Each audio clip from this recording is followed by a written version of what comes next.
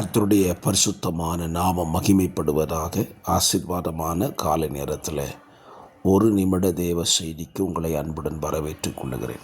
சங்கீதம் 14:2 சொல்லுகிறது, தேவனை தேடுகிற உணர்வுள்ளவன் உண்டோ என்று பார்க்க கர்த்தர் பரலோகத்திலிருந்து மனுபுத்திரரை கண்ணோக்கினார்.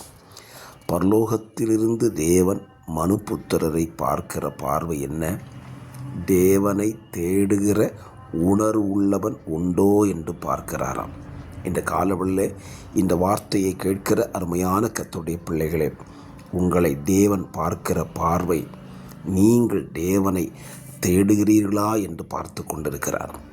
தேவனை தேடுங்கள், அப்பொழுது பரலோகம் உங்களுக்கு நன்மைகளை அள்ளி கொடுக்கும் என்பதில் சந்தேகமே இல்லை. கர்த்தர் தாமே இந்த நன்மைகளை உங்களுக்கு தருவாராக. ஆமென்.